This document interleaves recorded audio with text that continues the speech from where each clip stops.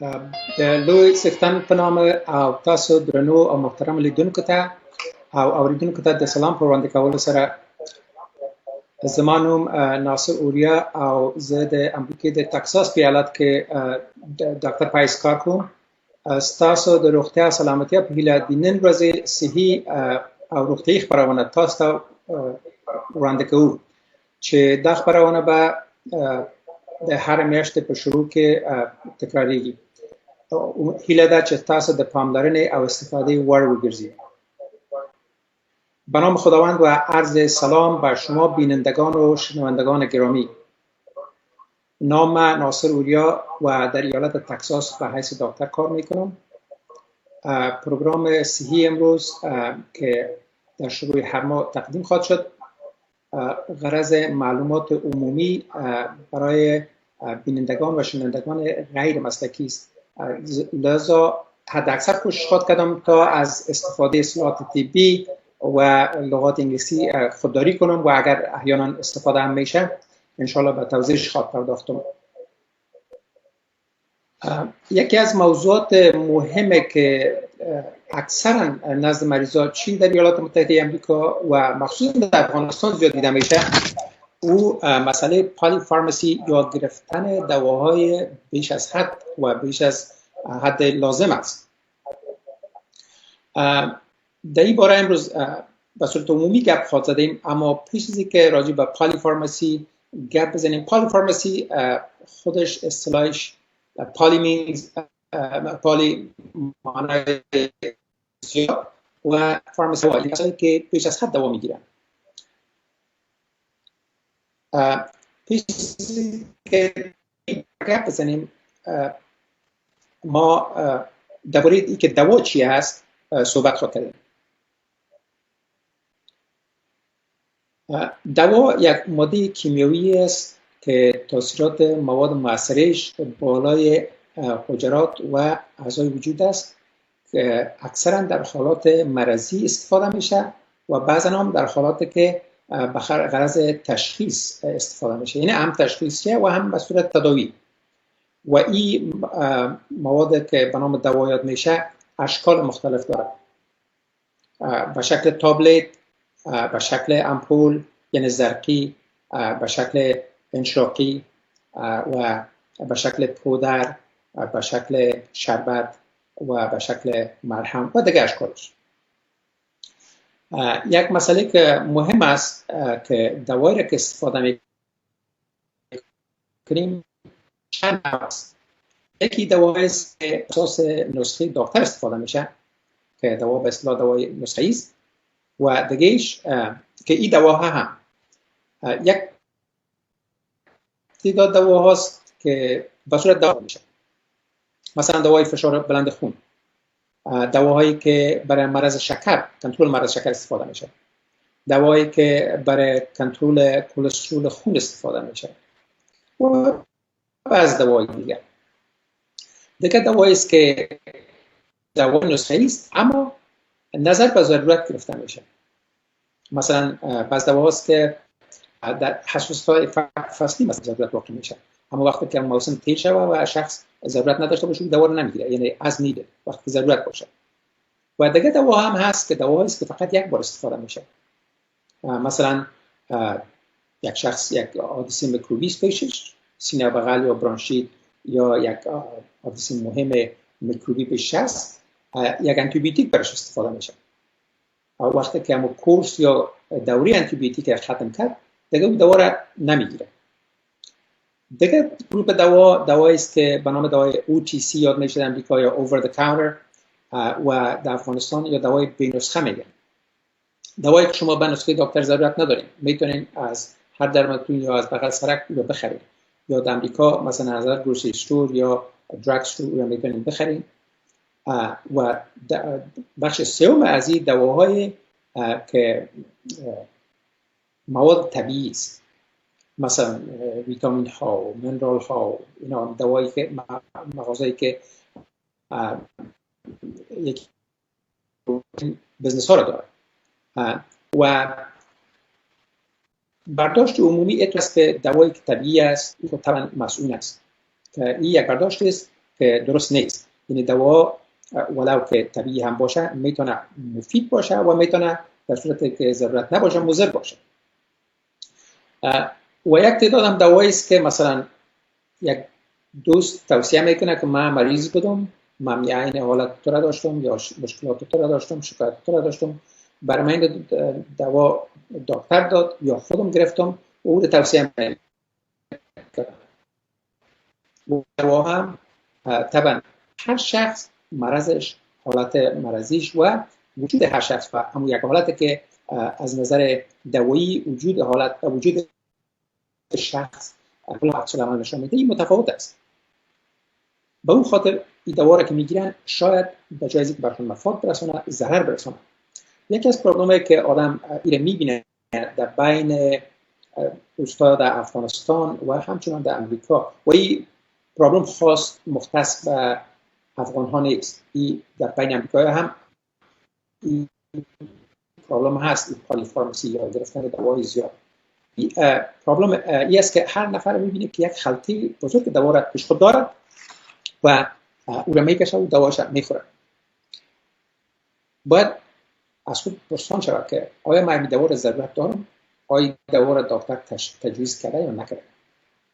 در بسیاری وقت‌های واقعی میشه که مثلا شخص مشکل داره یا شکایت داره، شاید این عارضه جانبی دوا باشه. مثلا یک شخص هست دوای فشار بلند خون میگیره و در پولی ازی مقدار مایعات وجودش پایین آمده، او نخورده، دیهایدریشن گرفت، سرش پیدا میشه و این میره یک دوای سرچرخی گلسیت میگیره که طبعا این یک دوای دیگه است که نه با عوارض جانبی ممکنه دیگه. به اون خاطر مهم این است که همیشه دوایی را که میگیریم در مشوره با دکتر باشه.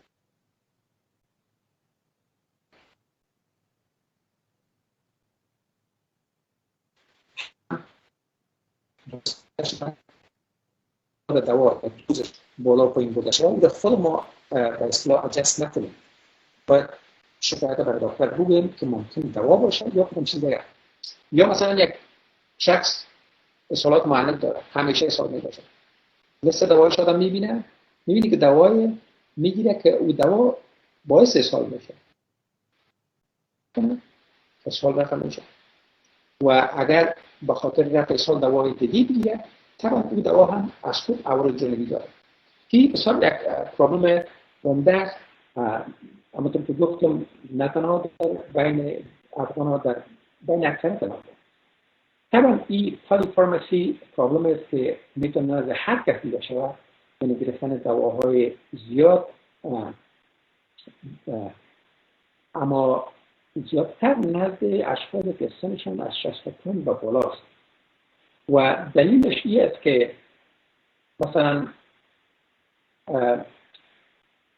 تاثیرات دوایی نظر بر سن فرق میکنه. نزد یک شخص که 30 ساله است مثلا ولی 30 اما پیک فیزیولوژیک انسان است، شاید او دوا هیچ تاثیر جانبیش معلوم نشد، اما در 1 سال 1% چی فیزیولوژیک یا سلامت فیزیولوژیک پایین میره.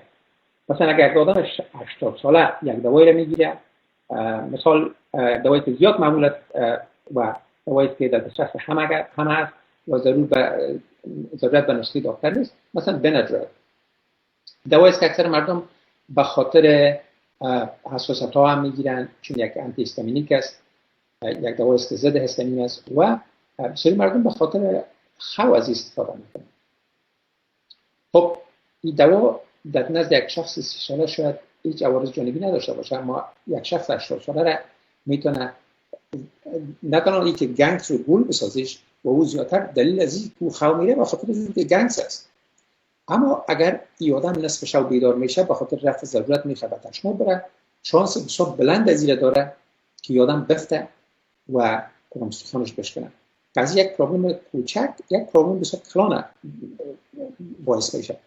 و اکثرا شکستگی ها خصوصا در کسر یا شکستگی فخذ یا استخوان ران یا کمر یا دست، این مسائل بسیار جدی است نزد اشخاص مسن.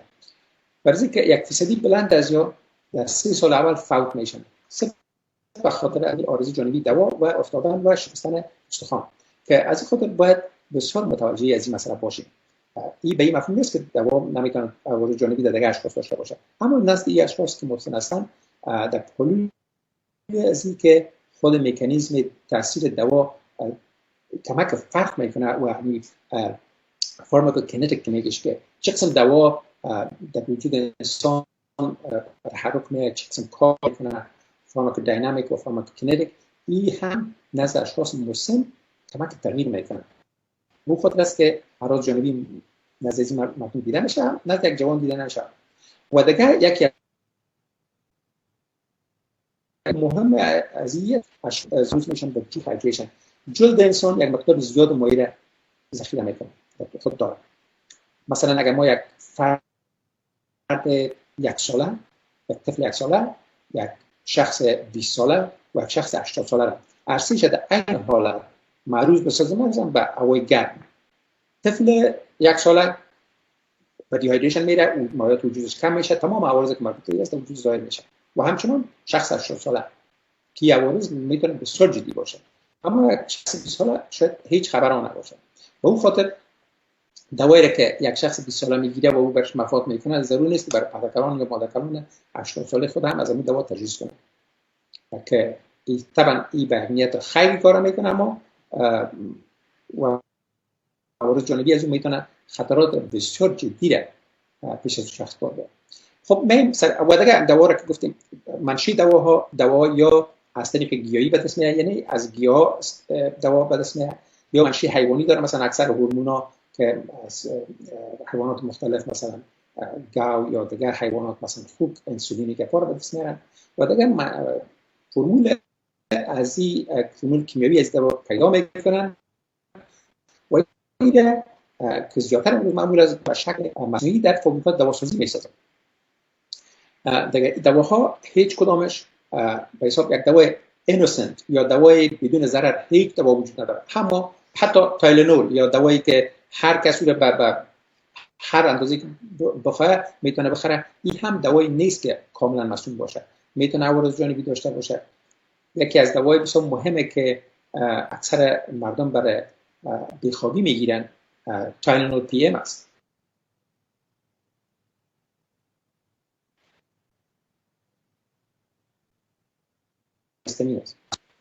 و این دوا میتونه در یک شخص مسن نه تنها باعث از شود که گنگش رو با سرشکاسی منفی کنه، حافظیش خرابتر بسازه، و این میتونه با دوای دیگه که میگیره یک drug interaction داشته باشه، یعنی میتونه این دوا تاثیر دوای دیگه خراب بسازه یا خوب بسازه یا هیچ سرشکاسی نداشته باشه، که این پسان صحبت خود کردیم. یعنی یک دوایی را که آدم میگیره چون فارمسی گرفتن، خب یک موافقه عمومی ای است که فارمسی یعنی گرفتن بیش از حد دواها زمان گفتن میشه که از 5 دوا یا بیشتر همزمان استفاده شده به صورت منظم. اما میتونه این 2 دوا باشه یا 18 دوا باشه، نظر به شخص فرق میکنه. یک شخص میتونه مقابل 2 دوا مثلا عکس العمل وقتی که همزمان گرفتن میشه عکس العمل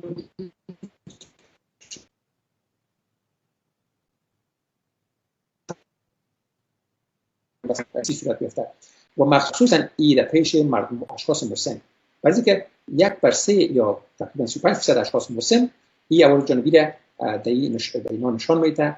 و فارمسی همونطور که از نامش معلوم میشه تمام حالات خطرناک نیست. اشخاصی که مسن هستن یعنی سن از 65 اینا خواهی نخواهی یک مرض نداره، میتونه در این وقت مثلا شکرشون بلند باشه با این دوا بگیره به خاطر مرض شکر، میتونه که فشار خونشون بلند باشه، میتونه یک دوا یا چندین دوا به خاطر فشار بلند خون بگیره، در این حال کلسترولشون امکان داره بلند باشه، دوایی به خاطر بلند کلسترول بگیرن، و اینا دوای دیگی مثلا اکثرا دپرشن یا اینتات روانی می داشته باشن یا به خاطر استراب دوا میگیرن که کل از دست به دست هم میده، با وجودی که بار توصیه میکنه خوب است، اما عوارض جانبی دوا چیزی گپ نمیگرده. عوارض جانبی اونم است که شخص همون کیفیت زندگیش quality of life یا کیفیت زندگیش پایین میاره. مثلا یک شخص 6 در جای خود حرکت نمیکنه، با هیچ کس تماس نداره، گمش گول است، این خو یک کیفیت زندگی عالی نیست. دیگه کوشش شود که دواها حد اکثر با شکل محدود شود که اول عوارض جانبیش بسیار کم باشه، دومی وقتی که دوا گرفته میشه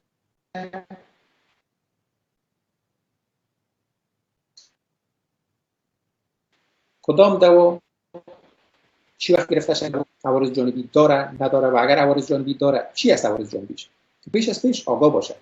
دومی است که این دوایی که من میگیرم، من دوای دیگه رو میگیرم، آیا این دوا drug interaction داره، تاثیر یکی دیگر نفی میکنه یا تاثیر یکی دیگر بهتر میسازه یا نمیسازه.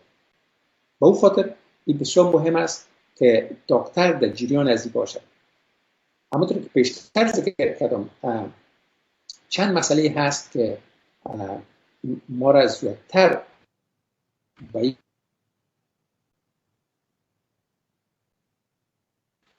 سن اگر بالاتر باشه خودش یک شانس که آدم به پالیفارماسی باعث عوارض جانبی شود بلند است.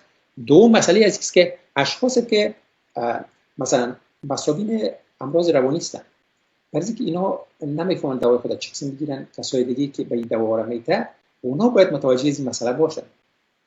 دیگه نزد اشخاصی شانس پالیفارمسی و عوارض جانبی زیاد است، کسایی که پیش چندین دکتر میرن، برای که یک دکتر نمیفهمه که دوا را کی توصیه کرده، و دکتر دیگه چی دوا داده، و دکتر دیگه چی دوا داده، میتونه دوا تاثیرات داشته باشه که تاثیر یکی دیگه خنثی بسازه یا تاثیر یکی دیگه دو چندان بسازه، که در دو حالت خطرناک است. یا است که مثلا هیچ تاثیر نداشته باشه که خوب است. دیگه مریضایی که بستر میشن در شفاخانه، وقتی که شفاخانه بستر میشه طبعا دوا قطع میشه یا دوا به صورت موقت دواش نمیدن، دوایی که در شفاخانه برش میدن. وقتی که مریض شفاخانه رخصت میشه، حتی که با دکتر خود تماس بگیره که پس دوایش به اون شکل شروع کنن که با دوای اگر دوای تازه گرفته باشه که با اون یک تاثیر متضاد نداشته باشه. دیگه این اشخاص هم زیادتر معروض به این هستند که پالیفارمسی مصاب شدن. اشخاص تحصیلات عالی ندارن یا تحصیلات پایین دارن، اینا طبعا به این موضوع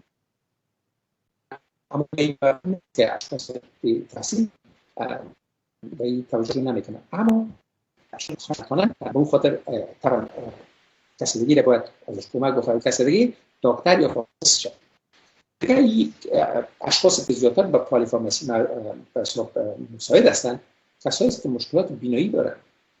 اگر یک آدم درست خوانده نکنه، طبعا میتونه مثلا انسولین را که میگیره، مثلا میتونه به جای مثلا 10 یونت مثلا 20 یونت بگیره، که خود از این میتونه باعث یک پایین افتادن آنی شکر خون شود و میتونه به هایپوگلیسمی کوما بره. یا است که اگر مقدارش مثلا پایین میگیره، همون تاثیر دوایی را که هدف است رو برآورده نشه، شکرش هم تو بلند باشه. کسایی که حس شنواییشون ضعیف است، اینا هم در خطر از این است. مثلا دکتر برش میگه که 10 و 15 مشنوه. به اون خاطر بسیار مهم است که این اشخاص وقتی پیش دکتر خود میرن، از دکتر خود این معلومات به صورت کتبی بگیرن، نوشته و در نوشته که حروف کلان باشه که درست دیده بتونه و بسیار واضح باشه، مخففات قطعا ذکر نشه و از نظر صحی هم اجازه نیست. دکترها اجازه ندارن که در نسخه یا مثلا معلومات را که برای مریض نوشته میکنن از مخفف استفاده کنن، برای که مخفف دکتر میفهمه، مریض خود نمیفهمه. به اون خاطر نزد از این اشخاص شانس پالیفارمسی بسیار زیاد است. دیگه اشخاصی که شانس پالیفارمسی زیاد دارن معتادین هستن. کسایی که معتاد هستن به این مفهوم نیست که اونا امراض دیگه ندارن، چون پالیفارمسی زیادتر برای اشخاص استفاده میشه که دوای لیگل میگیرن و دوای نسخه میگیرن، نه اینکه دوای غیر قانونی. اما مثل مردم از دوای نسخه هم به صورت غلط میگیرن که اونایی که معتاد هستن مخصوصا زیاتر اینا هم به این پرابلم مشاهده هستن. دیگه کسی که خصوصا دکترها که پور کمیونیکیشن دارن، یعنی همون معلومات لازمه برای مریض به شکل درست نمیتونن افاده بکنن. طبعا وظیفه دکتر و مسئولیت دکتر است که دوا را به اون شکل که لازم است برش بگوید. یک پرابلم که زیاد در افغانستان دیده میشه، چون اونجا هلت کیر منیجمنت وجود نداره، دکتر میره مثلا یک مرض داره، مرض فشار خون بلند و دوا هم زیاد نمیگیره. پیش دکتر میره، دکتر برش برای یک دوا میده، باز یک ماه بعد میره، باز دوا رو برش میده، نسخه رو 2 دفعه میخوره، بعد ختم میشه خلاص.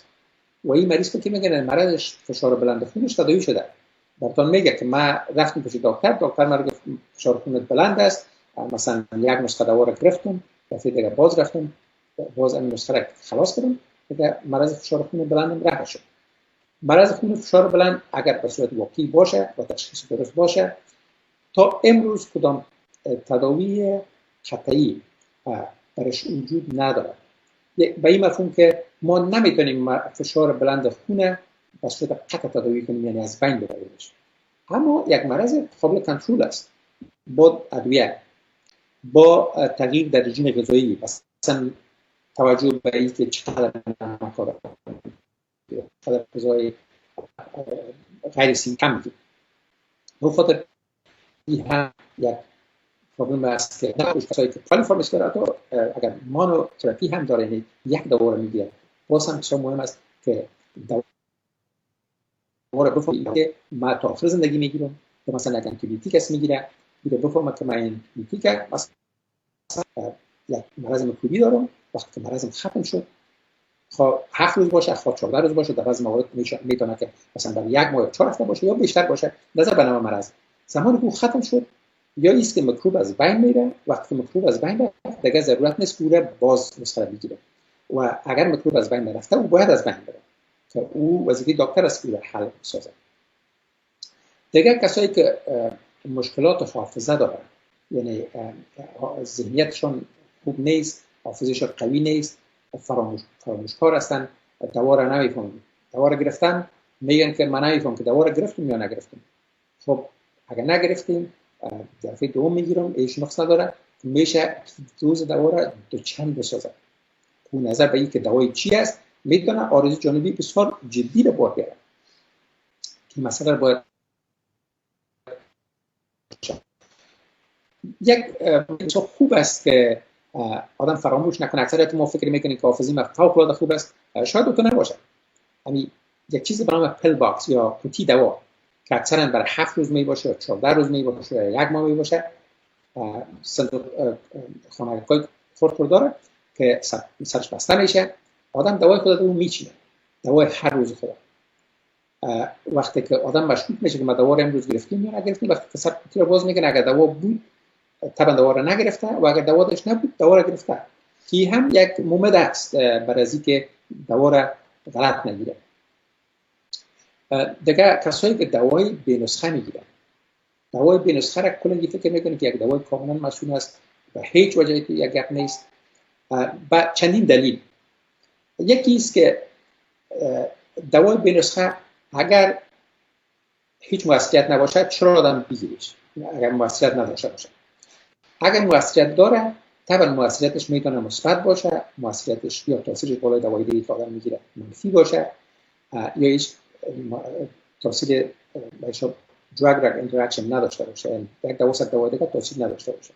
در 3 صورتش آدم باید دکتر خود را جریان بانه. وقتی که اکثر مردم پیش دکتر میرن، دکتر پرسان میکنه کدام دوا رو میگیری، یا مریض امو دوایی رو میگیره که از خود از دکتر میگیره، یا ایست که دوایی رو میگه که از این دکتر میگیره و از دکتر دیگه میگیره، یعنی دوایی که بر اساس نسخه میگیره. این دوایی رو که مثلا خاله یا ماما یا کاکا توصیه کرده اونم ذکر نمیکنه، دوایی رو که از لب سرک خریده یا دوایی که اوور د کانتر است داده او نوشته است که اگه این دوا رو بگیرین جوان میشین، اگه این دوا رو بگیرین ایفام تمام مشکلات که دارین رفع میشه. دیگه میتونه آدم ببینه در تلویزیون‌های مختلف اعلانایی دارن که باز دواست که به حساب دوایی است که تداوی هر مرض است. اگر اوتو یک واقعیت باشه چرا قدر مردم مریض است؟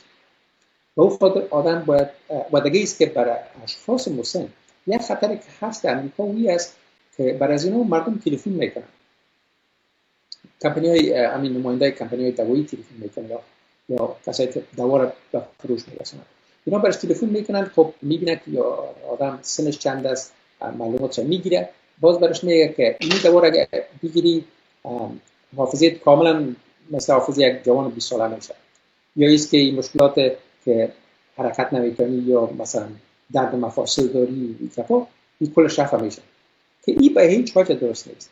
اما خطرات از این دوا یا دوایی که اتفاق آدم میتونه از بازار بگیره، آنطور که پیشتر گفتم مثلا تایلنول که برای همگی یک دوای کاملا مسئول است، به هیچ واقعیت نداره.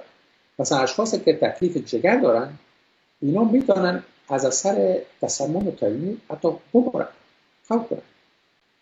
یا دوای دیگه که مثلا از بازار بخره یا از پلیس رک بخره، دوایی به نام نان استرایدال آنتی انفلاماتوری، دوای غیر استروئیدی ضد التهاب که هم دوا برای درد است هم دوا برای التهاب است، یعنی التهاب پایین میره درد هم پایین میره. خب اگر ضرورت باشه دوا بسیار خوب است، مگر عوارض جانبیش باید متوجه باشید. این دوا شما ناپراکسن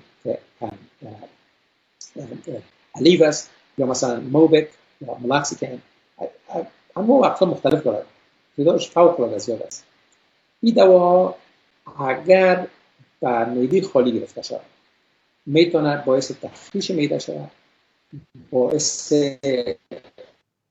خونریزی معده رودهای کوچک شود و حتی میتونه باعث تسخط یا سوراخ شدن معده شود. طبعا یک خطر حیاتی است. در پولی ازی اینا از طریق گرده ها اکرام از وجود خارج. دوا اطلاع است وقتی دوا رو میگیره، مثلا همونطور که گفتیم دوا از طریق فمی از طریق دهن گرفته میشه یا از طریق ظرفی گرفته میشه که به عضله ضرب میشه یا زیر جلد ضرب میشه یا به ورید ضرب میشه یا از طریق بینی انشاق میشه یا زیر زبان گرفته میشه، از طریق جلد مثلا به صورت مرهم و یا کریم استفاده میشه. با انواع اقسام دیگه است که کلشون میتونن، حتی دوایی که از طریق جلد استفاده میشه، بعضی کریم‌های دوایی آنالژیک است ضد درد،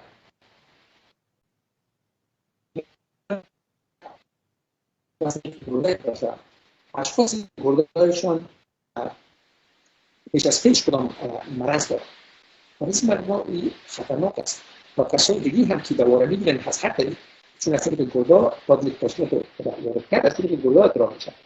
طبعا اگر به صورت دوامدار و مقدار بلند بر وقت زیاد بگیرن میتونه باعث عدم کفایی گرده شد، یعنی گرده را فلج بشه. وقتی گرده فلج شد زندگی ناممکن است، غیر از اینکه آدم دسترسی به دیالیسیس داشته باشه. به ماشین دیالیسیس ماشین است که وظیفه گرده را انجام میده و این هم کار آسان نیست.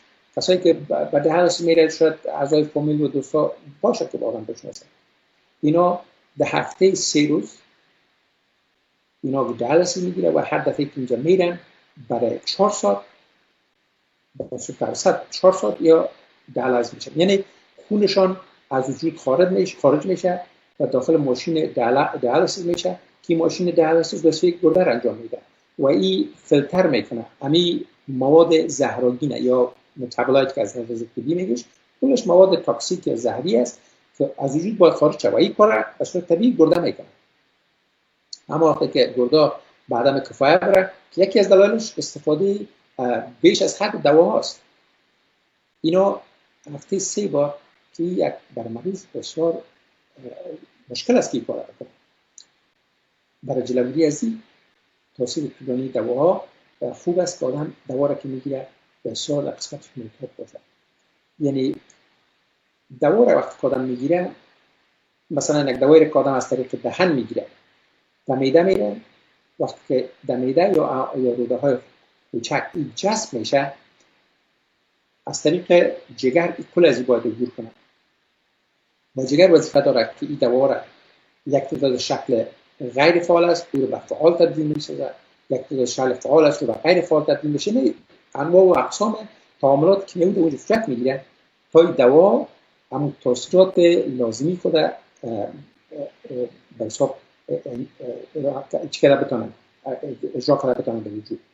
نه حالا اگر جگر در مجموع هر روز با دوای غیر ضروری هر روز این تعاملات انجام بده، تمام وظیفه جگر هم میتونه که مختل شود، یعنی میتونه باعث عدم کفایی جگر شود. و طبعا در این چیزای دیگه هم رول داره.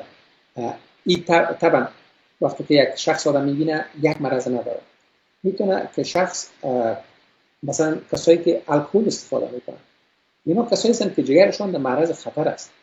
در امریکا اکثریت مریضا را که آدم میبینه وقتی به عدم کفایی جگر میرن، یکی از عوامل عمده‌اش در امریکا الکل است.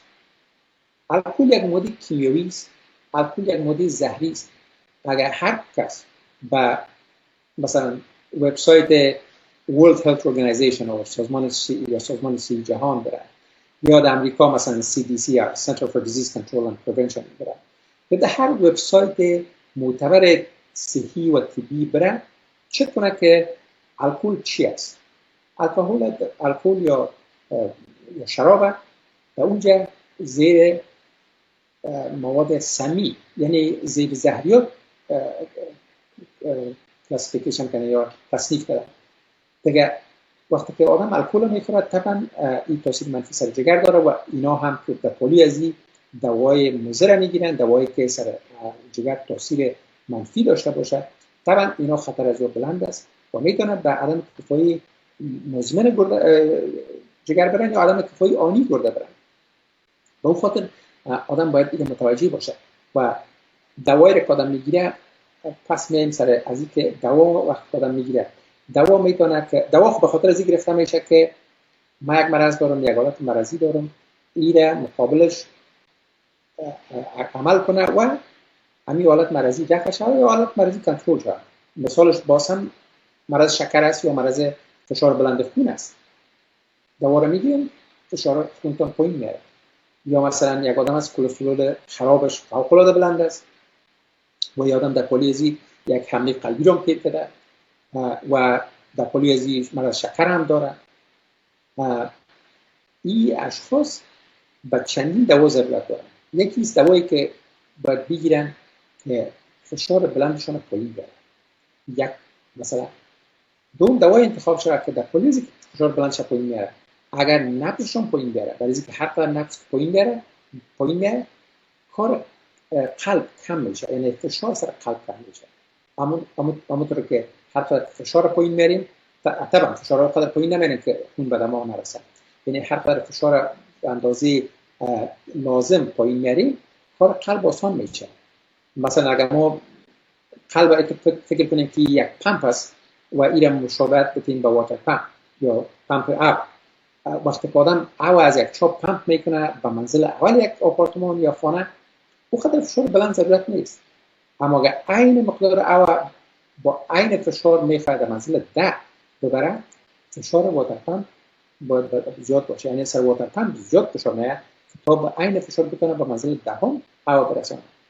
عین رقم هر قدر فشار بلند باشه سر قلب فشار زیاد است و قلب آهسته خود چیزی که برام هایپرتروفی میگه یا ضخامه یا کلان میشه یا قوی‌تر میشه، اما بالاخره تا یک سرحد قوی میشه، بالاخره به سرحد میرسه که قلب از عمیق قوت خود میمانه و دفعتاً به عدم کفایی قلب میره، قلب دفعتاً شل میشه، یا قلب کلان یا قلب که موثریت پمپ کردن خونش بسیار پایین است. و حتی اگر یک چیزی که به نام اجکشن فرکشن یاد میشه یا مقدار خون را که در حد ضربه قلب پمپ میکنه اگر او بسیار پایین شده، مثلا 30 یا بالاتر از 30، طبعا این حالات است که حتی میتونه پایینتر از 10 یا پایینتر باشه. در اون حالت این شخص ضرورت به ترانسپلانت یا پیوند قلب داره. طبعا او با مشکلات خود میاد. دوایی را که میگیریم پس از این موضوع میگیم دوا میتونه همونطور گفتیم تاثیر نرمال خود داشته باشه، تاثیر خراب یا adverse drug reaction یا تاثیر غیر مترقبه دوا. مثلا یک آدم دوا را میگیره، مثال شد گفتیم بنادرل، یک آدم دوا را میگیره برای از اینکه خوب خواب کنه، ببینید که شخصی که مسن است گنگستر درش پیدا میشه، سرچاف درش پیدا میشه، ذهن حافظیش سرش تاثیر منفی میکنه، ذهنیتش خراب میشه، مخشوش میشه. طبعا این آدم شانس از اینکه بهتر و خانه بشکنن بالا میره. این یکی از عوارض جانبی دواست. دیگه دوایی است که دوا میتونه drug interaction داشته باشه.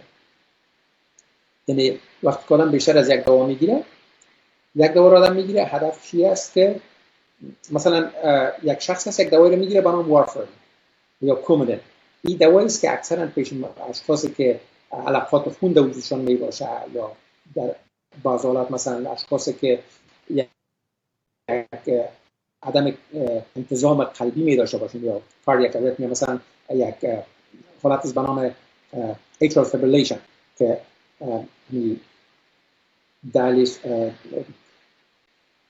اوزینات یا خانه های بالای قلب این از نوع حرکت منظمه که میکنن، این مثل یک حرکت غیر منظم به خود میگیرن و این چانس از اینکه در اونجا خون علقه شود زیاد میشه. و این خود این مریضا را یک دوای برشان میده که به نام کومودین یاد میشه.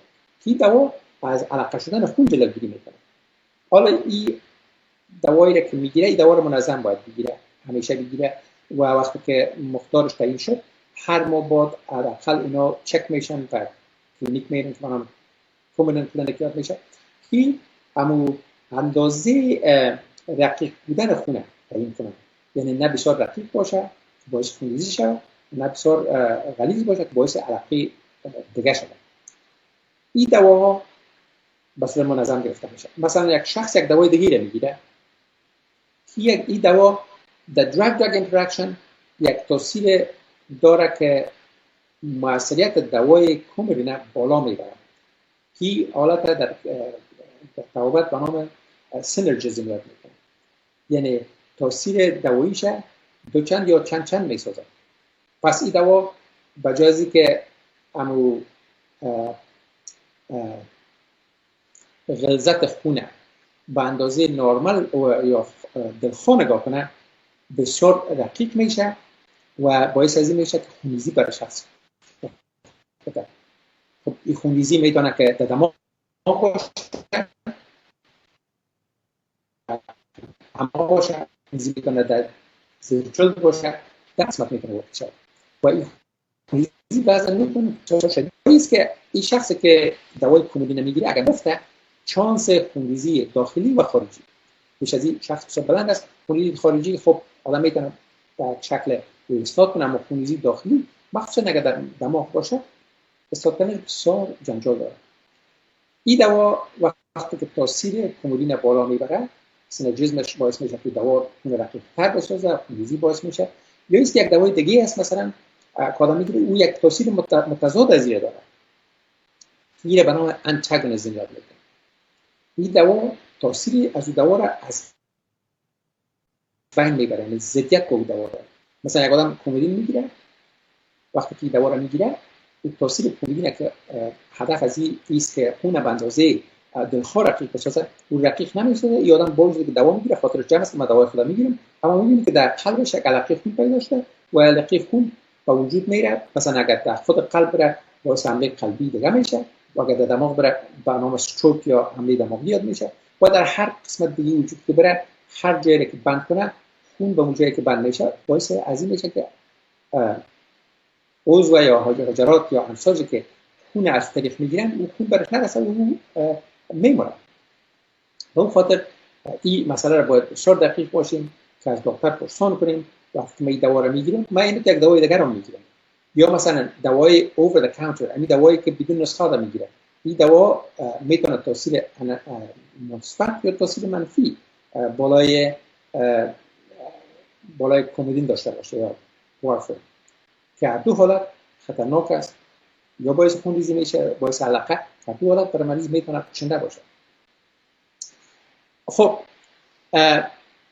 یک حالت دیگه از به نام کی حالت به نام پرسکرایبن کاسکید یاد میکنه، یعنی گرفتن یک دوا گرفتن دیگه دوا میشه، باعث گرفتن دیگه دوا میشه. مثلا من پیشتر توضیح دادم، مثلا یک دوا رو آدم میگیره، این دوا باعث از این میشه که شخص اسهال پیدا کنه یا دلبدی پیدا کنه یا سرچرخی پیدا کنه. یادم میره میگه دوای سرچرخی چیه؟ از دوای سرچرخی میگیره. سرچرخی خوب میشه، یک عارضه جانبی از این دوا باعث از این میشه که یک دوای دیگر رو بگیره. یعنی به خاطر عارضه جانبی یک دوا میتونه چندین دوا رو بگیره که نه تنها است که باعث بهبود حالتش نمیشه، بلکه میتونه خطرناک باشه. به اون خاطر این پرسکرایب کاسکید وقت آدم از بین میبره که خودسرانه تداوی نکنه. یکی ورگی است که پیش دکتر وقتی که میره، در هر ویزیت دکتر، در هر دفعه که آدم پیش دکتر مراجعه میکنه، یک کار بسیار خوبی است که تمام دوای خود، چی دوایی که از این دکتر میگیره، چی دوایی که از دکتر دیگه میگیره، چی دوایی که خودش انتخاب کرده، چی دوایی که خاله همه برش داده، و چی دوایی که دوای با فکر خودش دوایی است که انسان جوان میسازه و این دوای طبیعی است، از این مغازه نوتریشن میگیره. این کلش که خود ببره بر دکتر نشان بده که دکتر این تاثیرات از این ببینه که دوا تاثیر دیگه داره یا نداره. مثلا در بعض حالات خانمایی که مثال دوا میگیرن به خاطر قرص ضد حاملگی میگیرن، مریض میشن، یک حالت انتونی برشون میکروبی برشون پیدا میشه، یک آنتی بیوتیک دکتر بهش میگه و این نمیگه دکتر که ما دوا چی دوا میگیرم. این دوا میتونه تاثیر دوای اولیش از بین ببره و اون خانم وقتی که نمیفهمه لشها همین دیگه. یعنی بسیار مهم است ما وقتی که دکتر میریم تمام دوایی که میگیریم بر دکتر نشان بدیم که میتونه در اکثر حالات این دوا باعث حالتی که مثلا داریم باشه.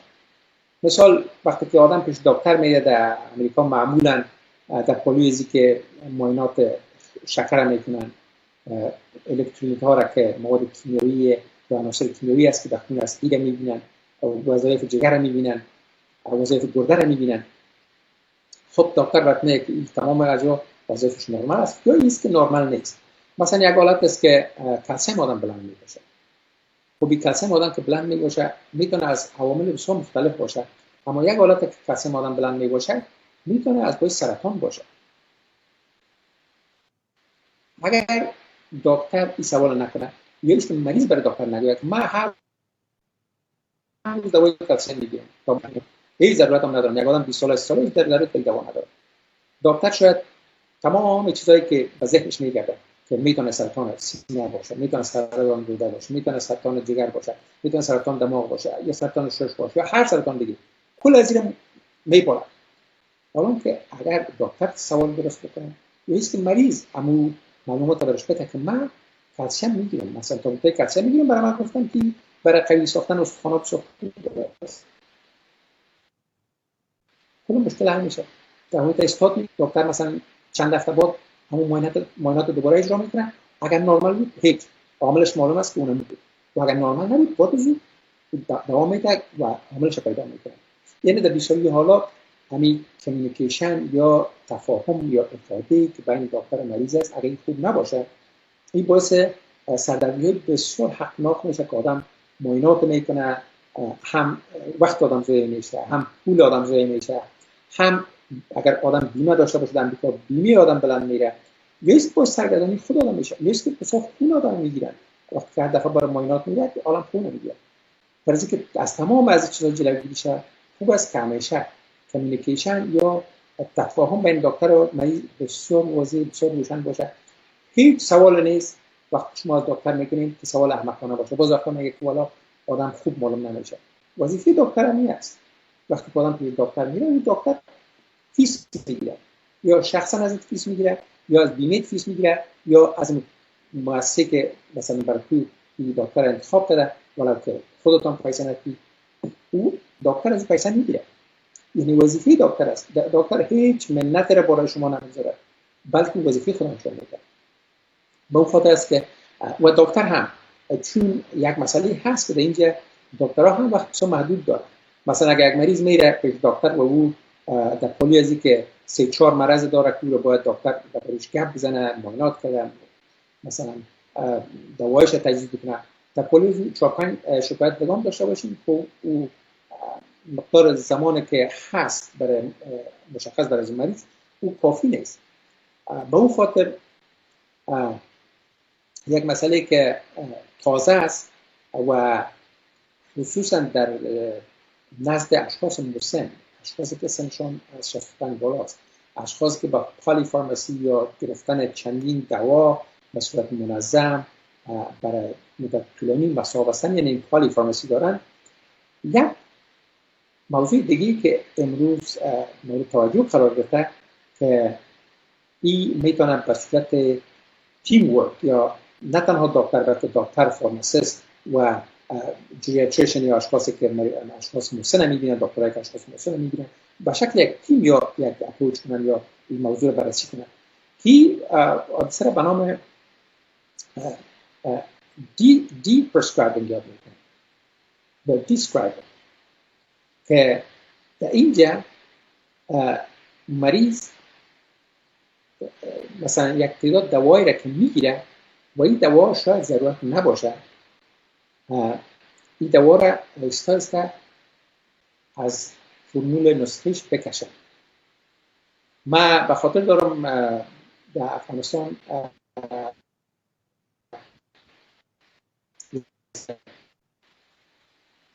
و خانمش و خانمش همراهش بود.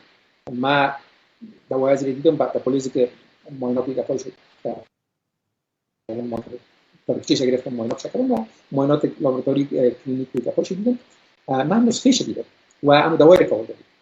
من برای مریض میگفتم که این دوایی تا قطع کنی، این دوایی تا قطع کنی. تقریبا 4 دوایی بود. این آدم شاید 12 یا 14 دوا میگرفت، به خاطر ندارم، اما من حداقل 4 دوایش گفتم که دوا رو باید قطع کنی. خانمش مثلا مشکوک شد. من گفت که اگه خود راستی دکتر است یا نه؟ بعضی که دکتر نسخه میده، دکتر دوا میده، دکتر دوا رو قطع نمیکنه. این برداشت است که برای اینکه یک دوا رو یک دفعه بگیرفت، اون دوا رو باید برای همیشه بگیره. طبعا دوایی هست، مثلا دوای فشار بلند خون، همونطور که گفتم دوای شکر، غیر از اینکه در حالت فشار بلند خونشون تغییر بیه یا در حالت شکرشون تغییر بیه یا کلسترولشون با تغییر رژیم غذایی و زیاد فعالیت فیزیکی و اینا خوب شود، طبعا میتونن دوا رو پایین بیارن، مقدارش یا دوز پایین بیارن، نیست که اگر ضرورت نباشه قطعش کنن. مگر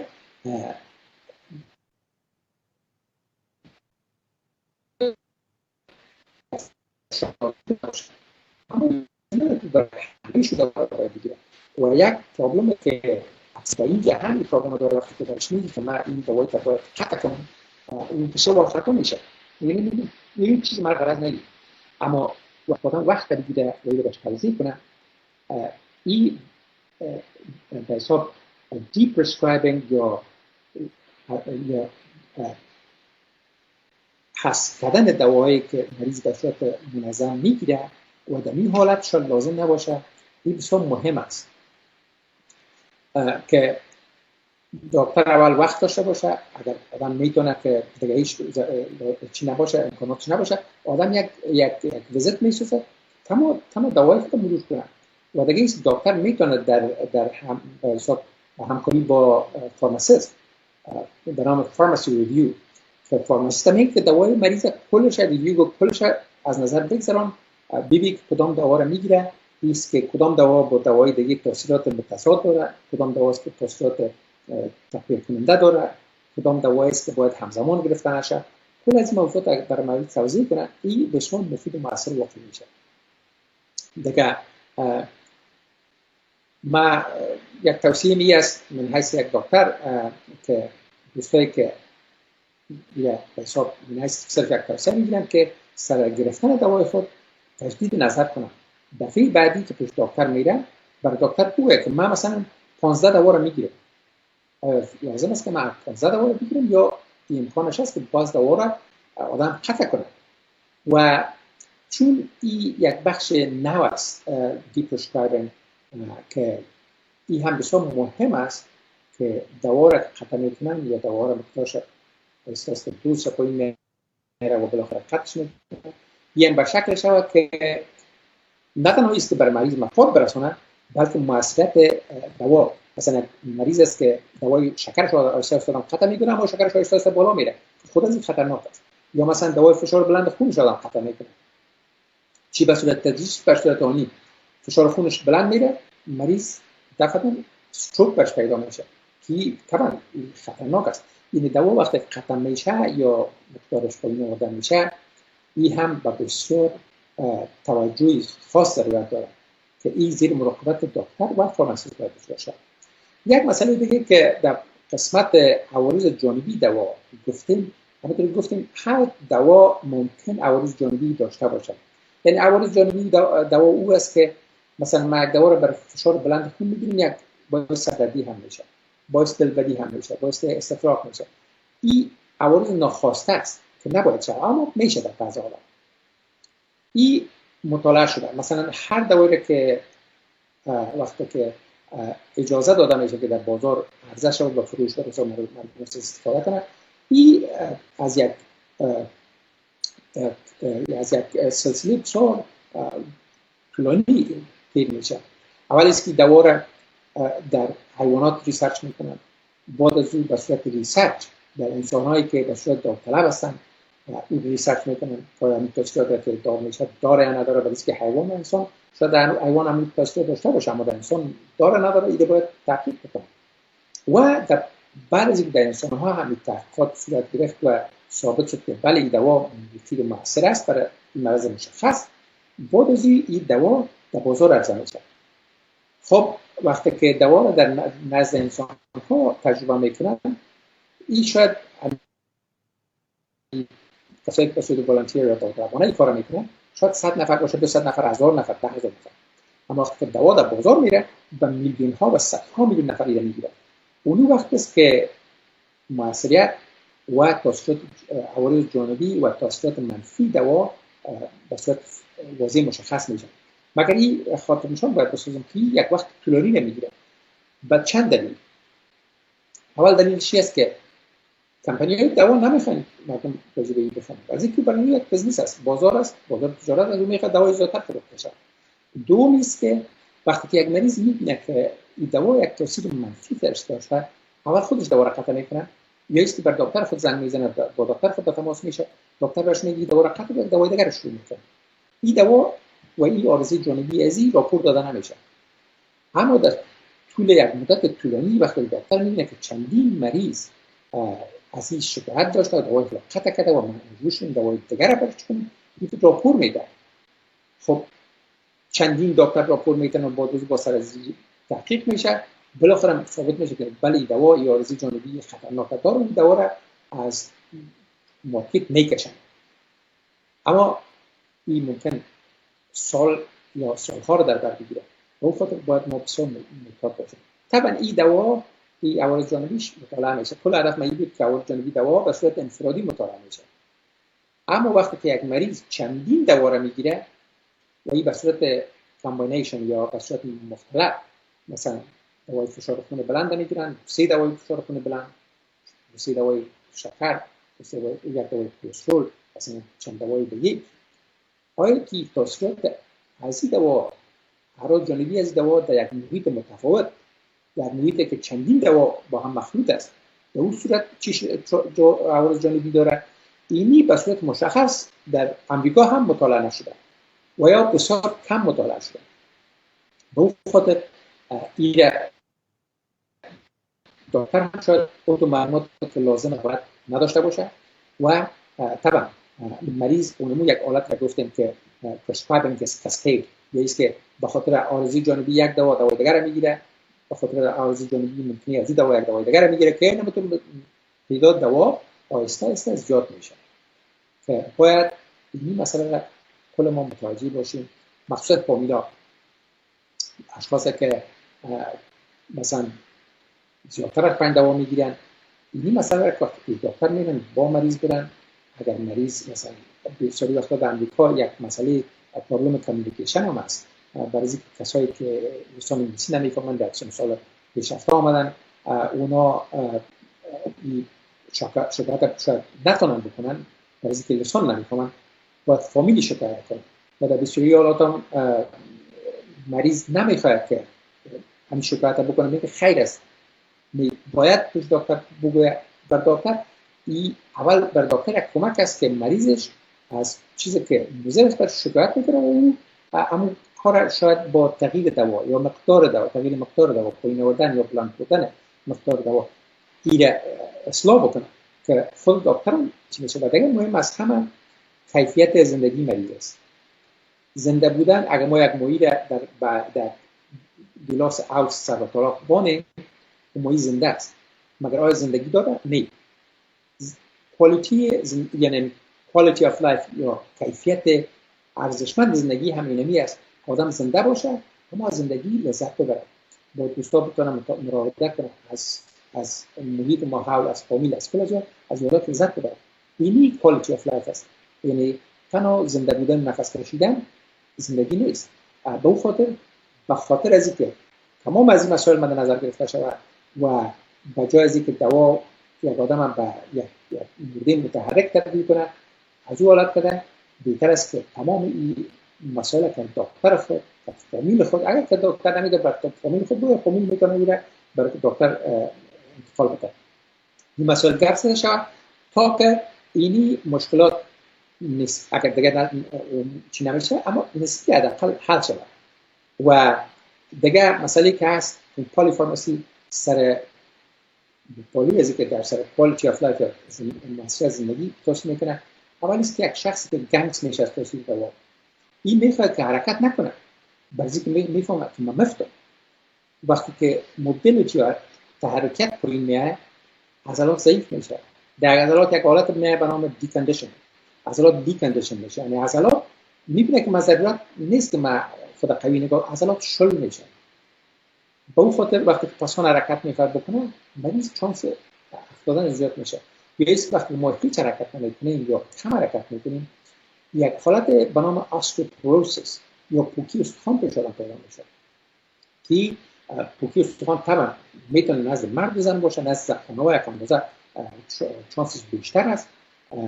خانم‌ها تا سن منوپاز یا انقطاع کمش یا عادت ماهوارش ختم میشه، تا اون وقت هورمونای جنسی زنانه اینا را محافظت میکنه. یعنی برای جلوگیری از حالت آستئوپوروز یا استخوان شکنی برای خوب است. بعد از وقتی مقدار از هورمونا پایین میره، اینا زیادتر چانس زیر میگیرن که با آستئوپوروز یا استوپینیا یا استخوان ضعیف یا آستئوپوروسیس یا استخوان خوب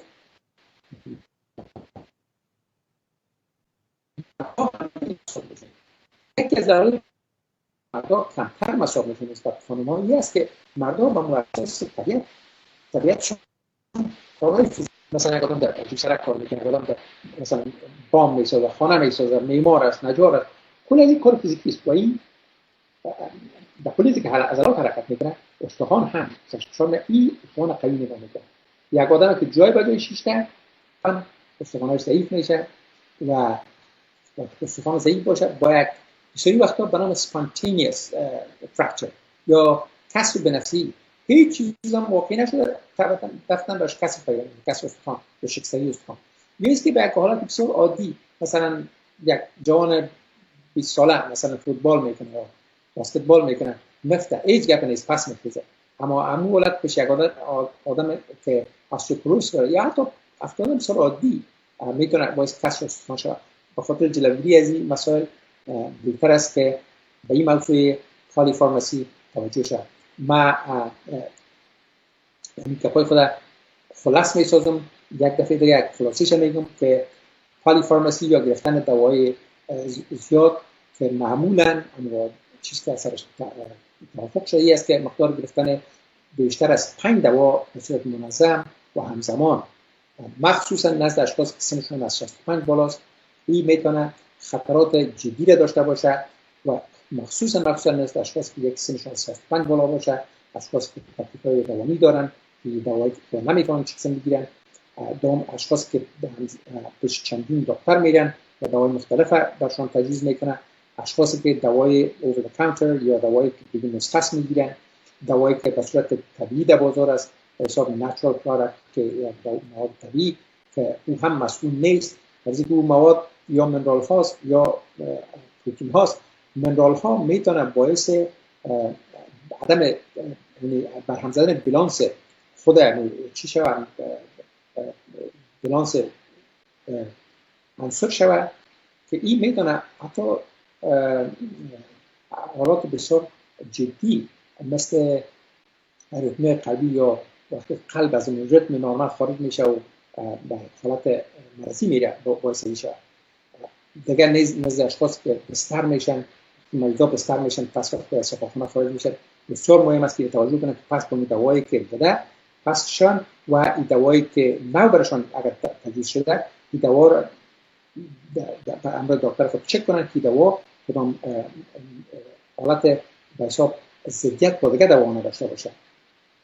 کسایی که مشکلات بینایی شنوایی دارن به اینا بسیار توجه شود، کسایی که ضعف حافظه دارن، کسایی که خواندن نوشتن مشکل دارن، یا است که حالت بینایی و شنوایی مشکلات دارن.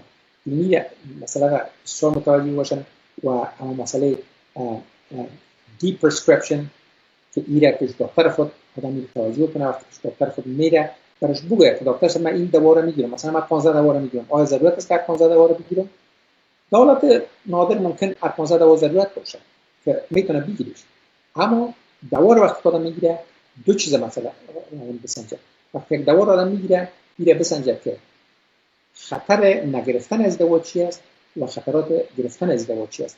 اگر خطرات نگرفتن دوا بیشتر از خطرات گرفتن باشه دوا رو باید بگیره، اما در اکثر وقت‌های این ضرورت نمیده که آدم چندین دوا رو بگیره و همون که یک دوا باعث از این میشه که اختلالات وجود بیاره یا تاثیر جانبی از دوا باعث از این میشه که دوای دیگر بگیره.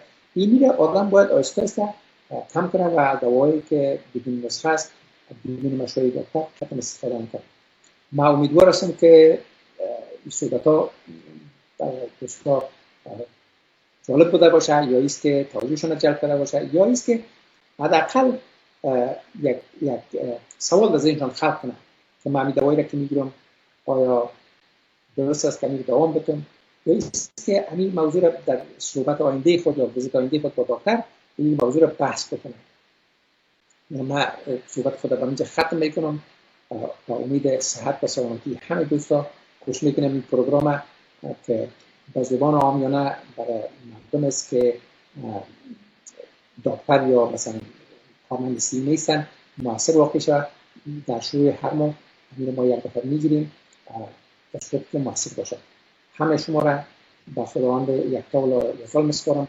روز خوش به امید صلح و صفا در وطن عزیز ما افغانستان. خداوند حافظ ناصر.